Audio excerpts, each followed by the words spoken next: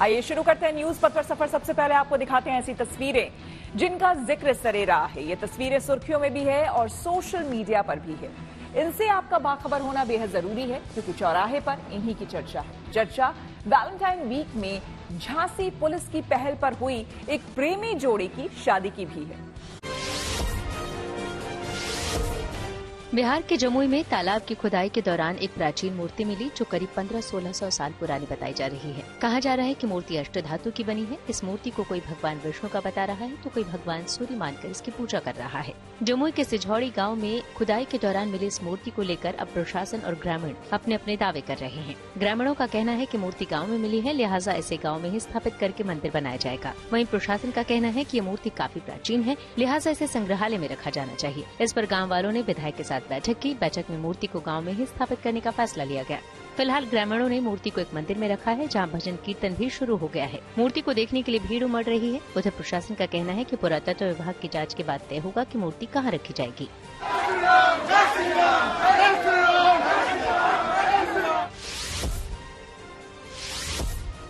मध्य प्रदेश के सीहोर में एक लड़की 150 फीट ऊंचे बिजली के टावर पर चढ़ गई। मामला वहां के बिछोली गांव का है। लड़की को टावर पर चढ़ा देखकर गांव वालों की सांसें अटक गई। उसे देखने वालों की भीड़ जमा हो गई। सबने उसे नीचे उतारने के लिए अपनी अपनी तरह से कोशिश की, समझाया बुझाया, लेकिन सारी कोशिशें बेकार हो गयी। तब गाँव वालों ने इसकी खबर पुलिस को दी। खबर मिलते ही SDRF और पुलिस की टीम मौके पर पहुंची और करीब 3 घंटे की कड़ी मशक्कत के बाद उसे बिजली के टावर से नीचे उतारा। लड़की वहाँ क्यों चढ़ी मालूम नहीं, लेकिन वहाँ तक चढ़ी कैसे ये सोचकर लोग हैरान हो रहे हैं।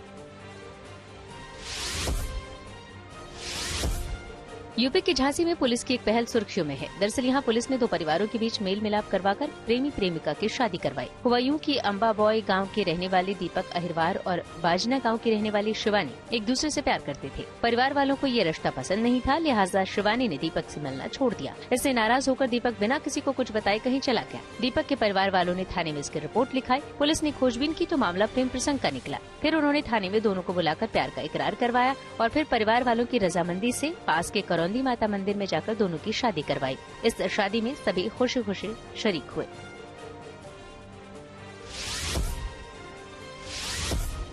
यूपी के मिर्जापुर में पत्नी से पीड़ित इस पति की कहानी इन दिनों सुर्खियों में है। जिलाधिकारी कार्यालय के सामने धरने पर बैठे कमाल अहमद का कहना है कि वो ओमान में नौकरी करते हैं। 5 साल पहले उनकी पत्नी ने उन्हें, उनके भाई और पिता को घर से निकाल दिया और उनकी करोड़ों की जायदाद पर कब्जा कर लिया। इतना ही नहीं, गुजारा भत्ता के लिए कोर्ट में मुकदमा भी दायर कर दिया है। पिछले 5 सालों से वो अदालत के चक्कर काट रहे हैं, लेकिन कहीं सुनवाई नहीं हो रही। ऐसे में इन्होंने ध्यान खींचने के लिए ये अनोखा तरीका निकाला है। कलेक्ट्रेट के सामने बैनर पोस्टर लगाकर पत्नियों से सावधान रहने की नसीहत दे रहे हैं और गुजारा भत्ता के लिए भीख मांग रहे हैं।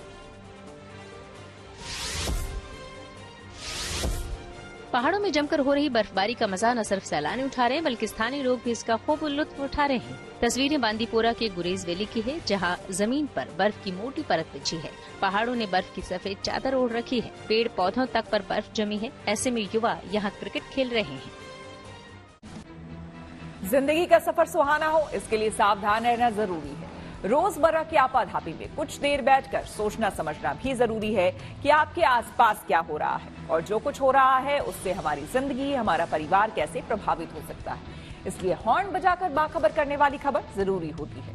और आज की ये खबर वैलेंटाइन वीक में प्रपोज करने के तरीके और उसके मनोविज्ञान से जुड़ी है। कई लोग संकोच या फिर इनकार के डर से हाले दिल बयान नहीं कर पाते। कई लोग ऐसे हैं जो कि प्यार तो जता देते हैं लेकिन उनका अंदाज अच्छा नहीं होता, इसलिए उनका प्रपोज एक्सेप्ट नहीं होता। इस वैलेंटाइन वीक में आपके लिए पार्टनर को प्रपोज करने का मौका है, लेकिन उसके लिए कुछ बातें समझनी जरूरी है। इसलिए हॉर्न बजाना भी बेहद जरूरी है। दिल जिसके प्यार में सुबह शाम आहें भरता है, होठों पर वही नाम लाने से डरता है। क्या कहें, कब कहें, हाले दिल बयान कैसे करें, चाहत का इजहार कैसे करें। न जाने कितने दिन महीने इंतजार में निकल गए। कभी संकोच हुआ, कभी इनकार से डर गए। प्रेम कहानी ठहरी हुई है, आगे नहीं बढ़ पा रही। इस वैलेंटाइन वीक में भी ऐसे कई लोग होंगे जो प्रपोज करने की तैयारी में होंगे। दिल की बात कहने का तरीका सोच रहे हो। बताने में उलझन तो है, लेकिन अगर प्यार सच्चा है तो ये इतना भी कठिन काम नहीं। हाँ, ये जरूर है कि प्रपोज उसे ही करें जिसे आपके प्यार का एहसास हो, और जरूरी है कि आपके प्रपोज करने के अंदाज में कुछ खास बात हो। वैलेंटाइन वीक में आप अपने पार्टनर को अपने प्रपोजल से कैसे प्रभावित करें, इसके लिए ज्ञान जरूरी है। इसलिए हॉर्न बजाना जरूरी है।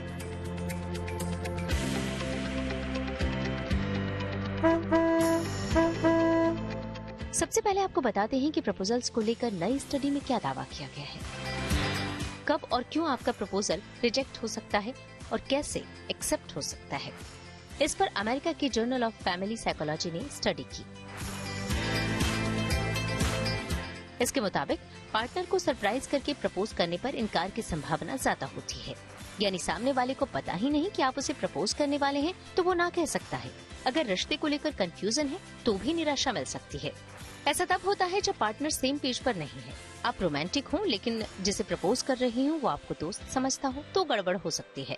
इस स्टडी के मुताबिक प्रपोजल एक्सेप्ट हो सकता है अगर माहौल रोमांटिक हो, पार्टनर्स एक दूसरे के करीब हों और प्रपोज करने की भूमिका पहले से बना रहे हों, यानी इस बात का संकेत पहले से हो कि प्रपोज किया जाना है।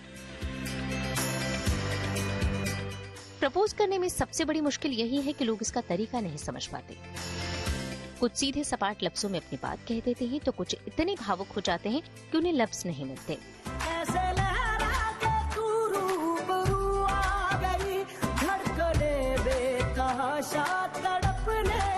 बात थोड़ी घुमा फिरा कर हो, तारीफ जरा शायराना हो, माहौल भी खूबसूरत हो और साथ में अच्छा गिफ्ट भी हो तो प्रपोज करने पर इकरार की गारंटी पक्की है।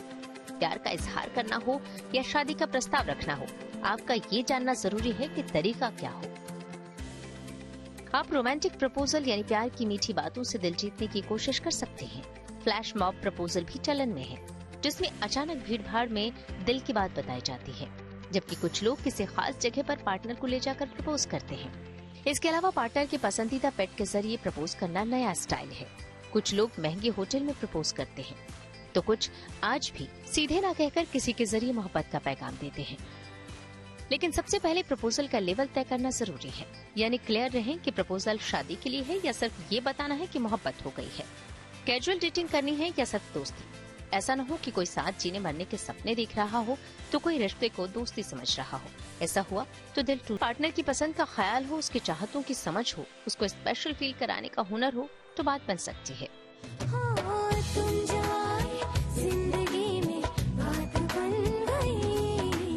मतलब ये कि पार्टनर को ये समझाना जरूरी है कि आपको उसकी खुशियों का ख्याल है, आप उसकी उम्मीदों को दिलो जान से पूरा करने का इरादा रखते हैं।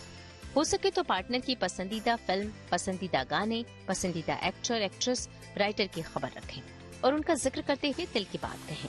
महंगे गिफ्ट से ज्यादा भावनाओं की कद्र करें, दिल की सुने, दिल की कहें। इस दौरान दुनिया का जिक्र ना हो तो बेहतर।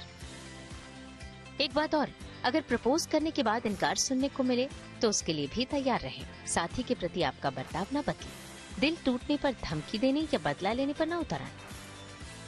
हो सकता है जिंदगी ने आपके लिए किसी और को चुना हो। Bureau report, good news today.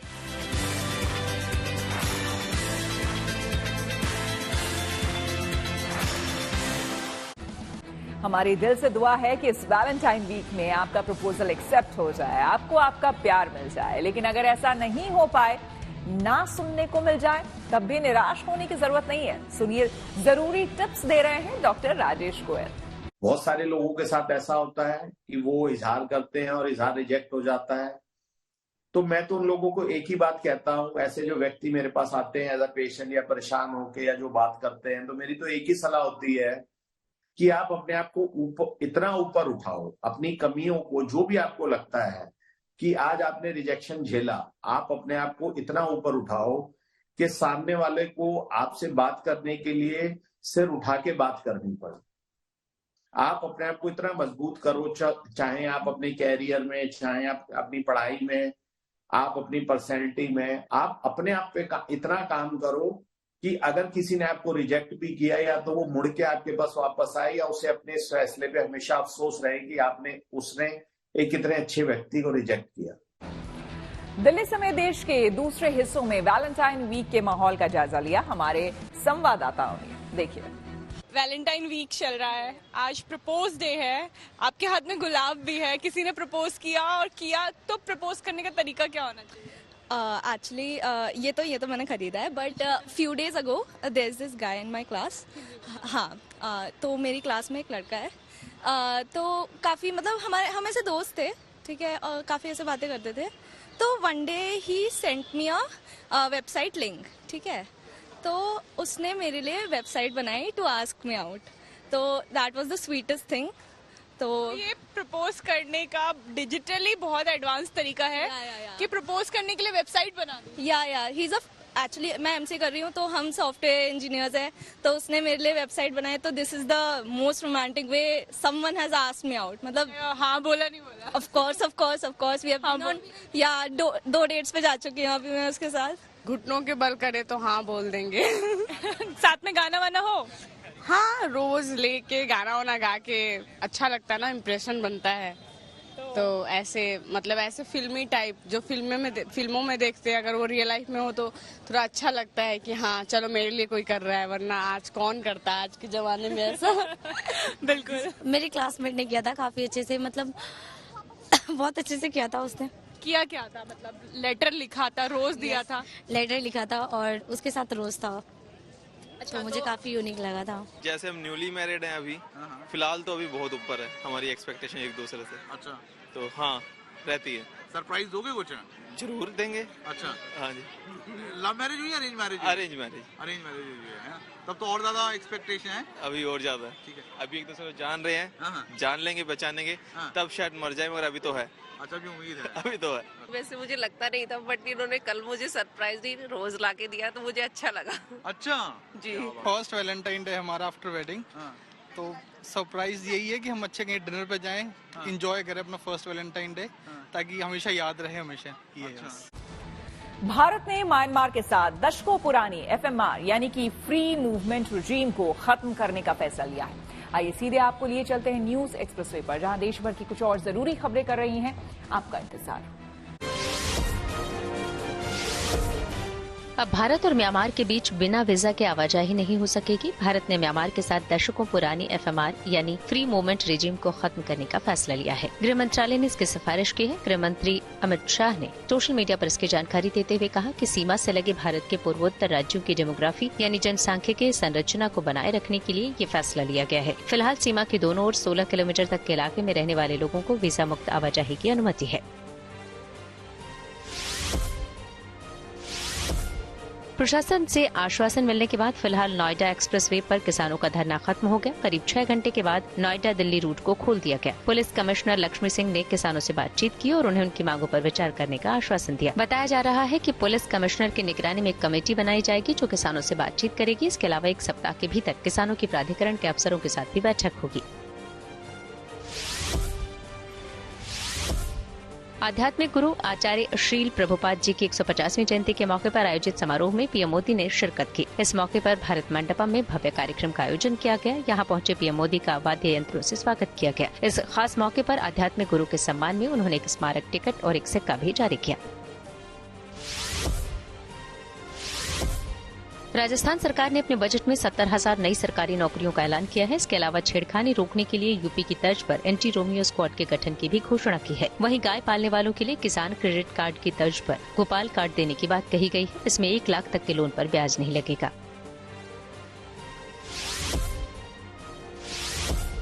Jammu Kashmir के सोनमर्ग इलाके में गुरुवार को भारी हिमस्खलन हुआ। श्रीनगर लेह राजमार्ग पर हुए इस हिमस्खलन में फिलहाल किसी के हताहत होने की कोई खबर नहीं है। इस बीच प्रशासन ने लोगों से अगले 24 घंटे अवलॉन्च वाली जगह पर न जाने की अपील की है।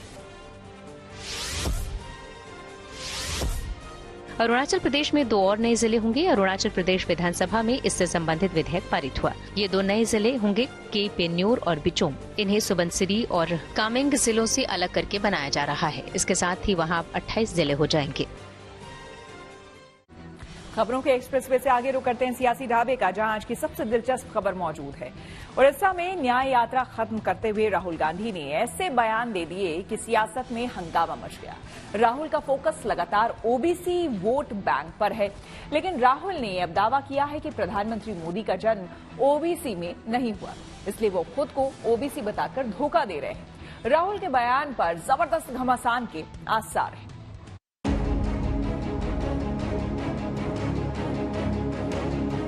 प्रधानमंत्री है, इसने पूरे देश को झूठ बोला कि ये पिछड़े वर्ग का है। हराम उनको इतना सबसे बड़ा ओबीसी नजर नहीं आता।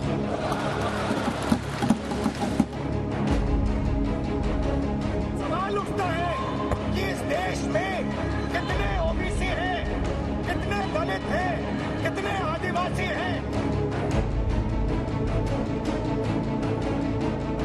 पार्टी ने यूपीए सरकार ने ओबीसी समुदाय के साथ भी कोई न्याय नहीं किया, अन्याय किया। न्याय यात्रा बंगाल से होते हुए बिहार गई, झारखंड से होते हुए ओडिशा पहुंची, लेकिन ओडिशा की यात्रा खत्म होते होते राहुल ने एक नई बात कह दी। दावा कर दिया कि प्रधानमंत्री मोदी सही मायनों में ओबीसी नहीं है। राहुल कह रहे हैं कि प्रधानमंत्री की जाति साल 2000 में ओबीसी कैटेगरी में शामिल हुई, यानी वो पैदा सामान्य वर्ग में हुई। नरेंद्र मोदी जी की जो जात है वो मोद घांची जात है गुजरात में। आपके प्रधानमंत्री ओबीसी जात के नहीं थे। साल 2000 में बीजेपी की सरकार ने गुजरात के घांची जात को ओबीसी घोषित किया है। आपके प्रधानमंत्री जनरल कास्ट के आदमी हैं। ये नई किस्म की दलील है, ये विचित्र कैलकुलेशन है, या फिर ओबीसी मुद्दे पर बीजेपी को घेरने की गजब की प्रिपरेशन है। कहा जा रहा है कि प्रधानमंत्री की जाति तो ओबीसी में है, पर वो खुद ओबीसी नहीं। इस तर्क पर जैसा तीखा पलटवार बीजेपी की तरफ से आना चाहिए था, वैसा ही आया।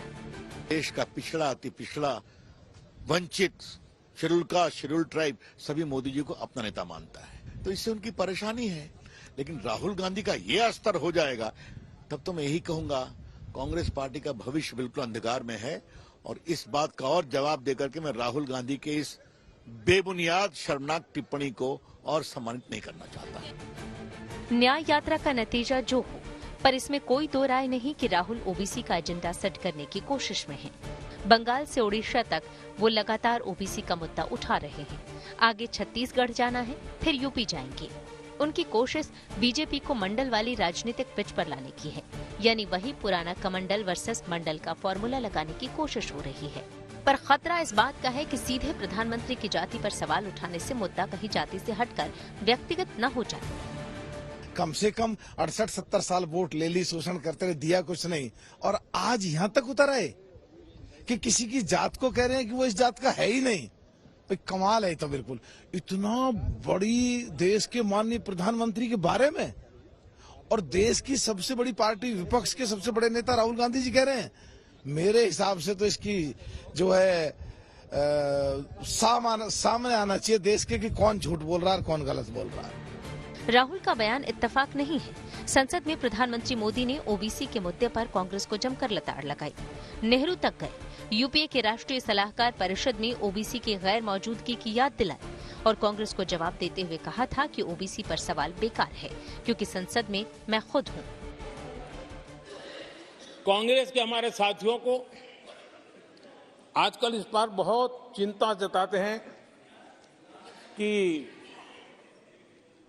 सरकार में ओबीसी कितने लोग हैं, कितने पद पर कहाँ, उसके हिसाब किताब करते रहते हैं। लेकिन मैं हैरान हूं, उनको इतना सबसे बड़ा ओबीसी नजर नहीं आता है। यूपीए के समय एक एक्स्ट्रा कॉन्स्टिट्यूशनल बॉडी बनाई गई थी, जिसके सामने सरकार की कुछ नहीं चलती थी। नेशनल एडवाइजरी काउंसिल, जरा कोई निकाल करके देखे उसमें क्या कोई ओबीसी था क्या, जरा निकाल के देखिए। प्रधानमंत्री के इसी वार पर पलटवार करते हुए राहुल नया शिगुफा ले आए, लेकिन ओबीसी कैटेगरी और आरक्षण का हिसाब किताब अलग है। ओबीसी की लिस्ट एक बार में नहीं बनी है और न ही केंद्र और राज्यों की ओबीसी लिस्ट फिक्स्ड है। आकलन करके इसमें नई जातियों को जोड़ा जा सकता है। दोनों सरकारें ये काम करती भी रही है, और वैसे भी प्रधानमंत्री मोदी का जन्म तो उस वक्त हुआ जब मंडल कमीशन की कल्पना भी नहीं थी, इसलिए राहुल के तर्क में ज्यादा वजन नहीं। तो सवाल उठता है कि इस देश में कितने ओबीसी हैं, कितने दलित हैं, कितने आदिवासी हैं, और उस सवाल का जवाब सिर्फ कास्ट सेंसस से मिल सकता है। बहरहाल जाने अनजाने राहुल ने नई बहस शुरू कर दी है।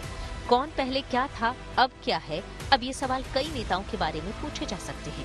जहां तक ओबीसी की बात है, राहुल को सहयोगी पार्टियों का समर्थन मिल रहा है। कांग्रेस के नेता ने या उन्होंने क्या कहा है, मैं उस पर अपनी बात नहीं कहना चाहता हूं, लेकिन जन्म से नहीं है बहुत से लोग पिछड़े, सर्टिफिकेट्स हैं।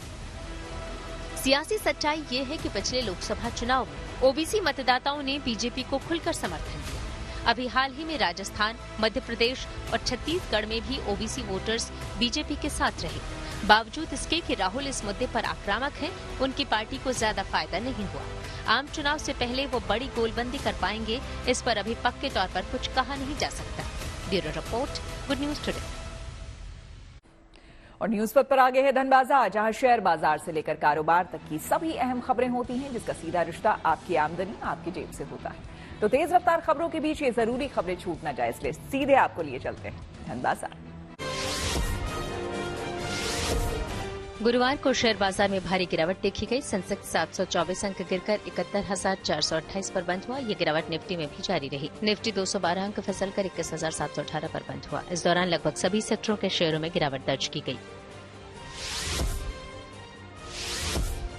दिल्ली सराफा बाजार में सोना 70 रुपए सस्ता हो गया। इसके साथ ही अब दिल्ली में 10 ग्राम सोने की कीमत बढ़कर 63,300 रुपए हो गई। हालांकि चांदी के दाम में कोई भी बदलाव नहीं हुआ है। दिल्ली में 1 किलो चांदी की कीमत अब 74,600 रुपए है। आरबीआई की मॉनेटरी पॉलिसी की मीटिंग में रेपो रेट में कोई बदलाव नहीं किया गया। ब्याज दरों को 6.5% पर स्थिर रखा गया है, यानी कि न तो लोन महंगे होंगे और न ही ईएमआई बढ़ेगी। आरबीआई के गवर्नर शक्तिकांत दास ने मॉनेटरी पॉलिसी की बैठक में लिए गए फैसलों का ऐलान किया। इसके साथ ही उन्होंने वित्त वर्ष 2024 में 7% के जीडीपी ग्रोथ रहने का अनुमान जताया है। टाटा मोटर्स ने अपनी नई सीएनजी कार टियागो और सेडान टिगोर लॉन्च कर दिया है। कंपनी की इस नई कार में ट्विन सिलेंडर टेक्नोलॉजी भी दी गई है। टियागो सीएनजी 4 वेरिएंट में अवेलेबल है, जिसकी शुरुआती कीमत 7,89,000 रुपए है। वहीं टिगोर 2 वेरिएंट में मौजूद है, जिसकी शुरुआती कीमत 8,84,000 रुपए रखी गई है। और अब रुक करते हैं प्रगति मार्ग का, जहां ऐसी खबरें हैं जो कि देश की तरक्की, प्रगति और लोगों की काबिलियत दिखाती है। पहाड़ी राज्यों में जमकर बर्फबारी हो रही है। हर तरफ बर्फ की मोटी चादर बिछी है। रास्तों पर बर्फ का ढेर लगने से रास्ते बंद हो रहे हैं, लेकिन अब इन स्थितियों से निपटने के लिए वहां हाईटेक तरीके अपनाए जा रहे हैं। हिमाचल, लद्दाख और जम्मू कश्मीर में बर्फ कटर समेत एक से बढ़कर एक मशीन उतारी गई है, ताकि सड़कें तुरंत खोल दी जाएं और लोगों को राहत मिल सके।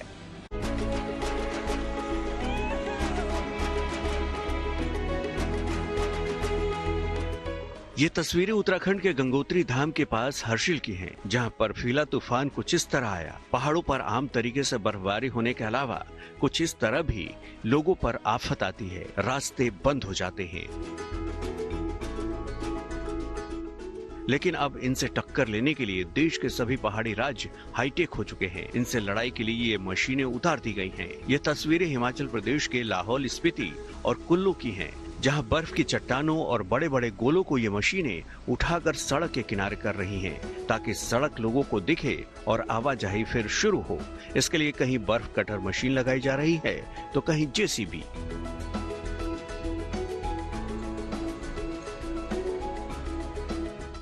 जिला लाहौल स्पीति और कुल्लू में 180 सड़कें बंद है, जिसमें से सबसे ज्यादा सड़कें लाहौल स्पीति में बंद है, जो जिनकी संख्या 152 है। और कुल्लू जिला में बंजार, मनाली और कुल्लू मंडल के अंतर्गत जो है 28 सड़कें बंद है। इन सड़कों को खोलने के लिए विभाग द्वारा जेसीबी, डोजर और स्नो कटर का प्रयोग किया जा रहा है तथा सभी फील्ड अधिकारियों को निर्देश दिए गए हैं कि आवश्यकता अनुसार जो है मशीनरी लगाएं, ताकि लोगों को जल्द से जल्द सड़क सुविधा प्रदान हो सके। ये मशीनें पहाड़ों की जरूरत हैं। ये तस्वीरें लद्दाख के जोजिला की हैं, जहां बर्फ से भरा रास्ता खोलने के लिए बीआरओ की ओर से टैंक जैसी मशीन लगाई गई है, जिससे बर्फ काटी जा सके।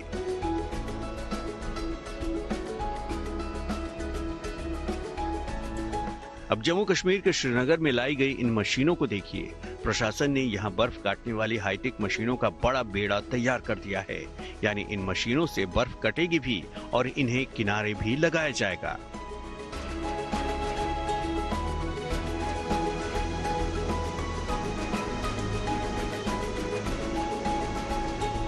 इसमें हमारे पास स्नो ट्रक्स हैं, हमारे पास यूनिमॉग्स हैं, हमारे पास स्नो कैट्स हैं, छोटी मशीन्स, ट्रक माउंटेड ब्लेड्स जिन पे होते हैं, और हमारे पास बाकी लोडर्स हैं, व्हील लोडर्स हैं, पिकअप वैन्स हैं, जो हमें वर्कशॉप मेंटेन करने के लिए। जो श्रीनगर और करगिल का हाईवे है, जो अधिकतर सर्दियों में बंद रहता था, वहां पर भी बॉर्डर रोड ऑर्गेनाइजेशन ने मात्र 24 घंटे के भीतर जोजिला दर्रे से बर्फ हटाकर उससे यातायात के काबिल बनाया है। ये कहीं न कहीं पहली बार कश्मीर में हुआ है जब भीषण बर्फबारी के बाद भी कोई भी राजमार्ग 24 घंटे से ज्यादा देर तक बंद नहीं रहा। जाहिर है बर्फकाल से निपटने के लिए हाईटेक होना बेहद जरूरी है। ऐसे में हिमाचल से लेकर जम्मू कश्मीर तक सरकार हर संभव कोशिश कर रही है कि लोगों को दिक्कत न हो और ऐसे हाईटेक तरीके अपनाए जाएं। Bureau report, good news today. Apple ने आईफोन 16 को लेकर अमेरिका में कराया पेटेंट। टेक्नोलॉजी से जुड़ी ऐसी ही हर एक जरूरी खबर को जानने समझने के लिए आइए चलें डिजिटल गलिए। टेक कंपनी एप्पल ने आईफोन 16 के लिए अमेरिका में एक नया पेटेंट फाइल कर दिया है। कंपनी ने पेटेंट के लिए 78 पेज की file United state patent and trademark office में दी है, जिसमें नए आईफोन के इंटरफेस डिजाइन को दिखाया गया है। मीडिया रिपोर्ट्स की माने तो इस नए हैंडसेट में यूजर्स को अंडर वाटर मोड मिल सकता है, यानी कि पानी में गिरने या फिर गीला होने के बावजूद भी नया आईफोन ठीक तरह से काम करता रहेगा। स्मार्टफोन मेकर कंपनी Xiaomi 14 फरवरी को अपना नया बजट स्मार्टफोन लॉन्च करने जा रही है। नया स्मार्टफोन Redmi A3 कंपनी की A सीरीज का हैंडसेट है। इसमें सर्कुलर कैमरा मॉड्यूल के साथ साथ लेदर टेक्सचर बैक पैनल मिलेगा। हालांकि कंपनी ने Redmi A3 की कीमत का खुलासा नहीं किया है। मोटोरोला ने सोशल मीडिया प्लेटफॉर्म X पर अपने नए स्मार्टफोन की जानकारी शेयर की है। हालांकि कंपनी ने अपने नए स्मार्टफोन का नाम अभी जारी नहीं किया है, मगर रिपोर्ट्स के अनुसार नए हैंडसेट का नाम Moto G04 हो सकता है, क्योंकि कंपनी ने हाल ही में इस फोन को यूरोप में पेश किया है।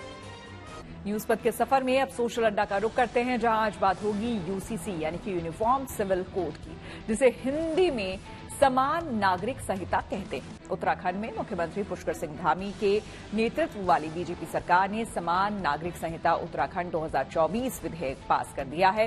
विधानसभा में यूसीसी बिल पास होने के बाद उत्तराखंड समान नागरिक संहिता लागू करेगा और वो ऐसा करने वाला देश का पहला राज्य बन जाएगा। सीएम पुष्कर सिंह धामी ने कहा है कि समान नागरिक संहिता लागू करना एक सपना है जो हकीकत बनने जा रहा है और इसकी शुरुआत उत्तराखंड से होगी। उत्तराखंड के यूसीसी बिल को मंजूरी के लिए पहले राज्यपाल के पास भेजा जाएगा और फिर राष्ट्रपति की मंजूरी मिलने पर यह कानून की शक्ल ले लेगा। यूनिफॉर्म सिविल कोड का मतलब सभी भारतीय नागरिकों के लिए एक समान कानून से है। ये सभी धर्मों के लोगों में शादी, तलाक, संपत्ति का बंटवारा और गोद लेने जैसे दूसरे निजी मामलों में लागू होता है। बिल के मुताबिक उत्तराखंड में तलाक के लिए सभी धर्मों का एक कानून होगा और तलाक के बाद भरण पोषण का नियम एक होगा। वहीं बच्चों को गोद लेने के लिए भी सभी धर्म के लोगों को एक ही कानून का पालन करना होगा। बिल में यह भी प्रावधान है कि संपत्ति के बंटवारे में लड़की का समान हक सभी धर्मों में लागू होगा। किसी दूसरे धर्म या फिर जाति में विवाह करने पर भी लड़की के अधिकारों का हनन नहीं होगा। कानूनी तौर पर सभी धर्मों में विवाह के लिए लड़की की उम्र 18 वर्ष अनिवार्य हो गई। वहीं लिव इन रिलेशनशिप में रहने के लिए जोड़े को पंजीकरण करवाना जरूरी होगा। इस बिल के मुताबिक एक पति पत्नी का नियम सभी धर्मों पर लागू होगा, यानी कि एक पति या फिर पत्नी के रहते दूसरी शादी नहीं होगी। तलाक देने के बाद ही दूसरी शादी हो सकेगी। हालांकि उत्तराखंड में लागू होने वाले इस कानून के दायरे में प्रदेश की 3% आबादी वाली जनजातियां नहीं आएंगी। उत्तराखंड के बाद बीजेपी शासित दूसरे राज्यों में भी समान नागरिक संहिता लागू करने की दिशा में कदम उठाए जाएंगे। राजस्थान सरकार ने पहले ही कहा है कि अगले विधानसभा सत्र में यूसीसी बिल पेश किया जाएगा। वहीं असम में यूसीसी बिल लाने की बात की जा रही है। हमने इस बिल को लेकर देहरादून में कुछ लोगों से बात की और उनकी राय जानी। यूसीसी के बारे में मैंने पढ़ा है, वो वही दिखा रहा है कि महिलाओं के लिए वो अच्छा है। सारे धर्मों के कानून सब पे अलाउ होंगे, मतलब लागू होंगे। जितना भी लॉ है पूरे, कोई सेक्युलरिज्म में बांटा नहीं जाएगा कि हिंदू के अलग होगा, मुस्लिम के अलग। वो सभी एकजुट होकर एक बारी में अप्लाई किया जाएगा और वो महिलाओं के लिए भी अच्छा है। कितनी खुशी है इस बात की? खुशी है सर, थोड़ी लिव इन का तरीका थोड़ा बेहतर हो जाएगा, लोगों के साथ पेरेंट्स का रहना उन सब। ऐसे हमने तो अभी इसको पूरी तरह से पढ़ा नहीं, लेकिन जो भी है ये हमारे राज्य के लिए बहुत अच्छा है, बच्चों के फ्यूचर के लिए बहुत अच्छा है। जो इससे कि जो भी ये गलत काम होते हैं, जो भी हमारे स्टेट में जो भी ये मतलब बच्चों को लेके होता है, ये सब ठीक रहेगा और बहुत अच्छा कानून है। वुमेन सेफ्टी के लिए ये काफ़ी सही चीज़ है, क्योंकि काफ़ी इंसिडेंट सुनने में आते हैं कि मर्डर हो गया या फिर लिविंग रिलेशनशिप में, तो आई गेस ये काफ़ी सही चीज़ है अगर ये आ जाए उत्तराखंड में। इससे काफ़ी ज़्यादा सही रहेगा, सेफ्टी रहेगी, सबको पता रहेगा कि आपको कैसे रहना है, मीन्स रजिस्ट्रेशन हो जाएगा तो ज़्यादा अच्छा रहेगा, सेफ्टी काफ़ी सही रहेगी। पेरेंट्स को उसके बारे में जानकारी तो होगी कि हमारे बच्चे कहाँ रह रहे हैं, किसके साथ रह रहे हैं, इस बारे में हमें पता होना चाहिए। उत्तराखंड पहला स्टेट बनने जा रहा है यूसीसी के लिए। हाँ जी, धामी जी ये बहुत अच्छी चीज लेकर आए हैं और ये एक बहुत ही अच्छा कानून है और मुस्लिम महिलाओं के लिए भी एक बहुत अच्छी चीज है कि जैसे उन्हें कई बहुल विवाह पर रोक लगेगी इससे, कि वो लोग एक बहुत सारा कई विवाह कर लेते हैं और उससे उनकी बहुत सारे बच्चे हो गए, कल को उन बच्चों को एक अधिकार भी नहीं मिल पाता, तो इस चीज के लिए बहुत अच्छा कानून है ये। एथलीट नीरज चोपड़ा बने स्विट्जरलैंड के फ्रेंडशिप एम्बेसडर। खेल जगत से जुड़ी और खबरों को जानने के लिए आइए चलें खेल चक्कर। इंग्लैंड के खिलाफ तीसरे टेस्ट मैच में बल्लेबाज केएल राहुल और स्टार ऑलराउंडर रविंद्र जडेजा की वापसी हो सकती है। दोनों खिलाड़ी फिलहाल बेंगलुरु में नेशनल क्रिकेट अकेडमी की निगरानी में हैं, जहां वे रिकवरी कर रहे हैं। भारत और इंग्लैंड के बीच तीसरा टेस्ट मुकाबला 15 फरवरी से राजकोट में खेला जाएगा। भारतीय बल्लेबाज श्रेयस अय्यर तीसरे टेस्ट मैच से बाहर हो सकते हैं। मीडिया रिपोर्ट्स के मुताबिक तीसरे टेस्ट में अय्यर की जगह सरफराज खान को मौका मिल सकता है। इस बीच पूर्व क्रिकेटर प्रज्ञान ओझा ने श्रेयस को डोमेस्टिक में रन बनाने की सलाह दी है। श्रेयस अय्यर ने एकमात्र टेस्ट शतक अपने डेब्यू मुकाबले में न्यूजीलैंड के खिलाफ जड़ा था। ओलंपिक विजेता और विश्व चैंपियन भाला फेंक एथलीट नीरज चोपड़ा को स्विट्जरलैंड का फ्रेंडशिप एम्बेसडर भी बनाया गया है। स्विट्जरलैंड पर्यटन विभाग ने नीरज चोपड़ा की शानदार उपलब्धियों की तारीफ की। इसके साथ ही जंग फ्राउजोक में मशहूर आइस पैलेस में नीरज की स्मारक पट्टिका लगाकर उन्हें सम्मानित किया गया। ऑस्ट्रेलियाई टीम के T20I कप्तान मिचेल मार्श कोरोना संक्रमित हो गए हैं। इसके बावजूद मिचेल मार्श शुक्रवार को वेस्टइंडीज के खिलाफ शुरू हो रही 3 T20I मैचों की घरेलू सीरीज खेलेंगे। हालांकि मार्श को मैच के दौरान अलग ड्रेसिंग रूम में रखा जाएगा और वे ग्राउंड पर भी बाकी के खिलाड़ियों से दूरी बनाकर रहेंगे। इसी के साथ न्यूज पथ में मेरे यानी कि श्वेता झा के साथ फिलहाल इतना ही। देश दुनिया की तमाम पॉजिटिव खबरों के लिए आप देखते रहिए गुड न्यूज टुडे।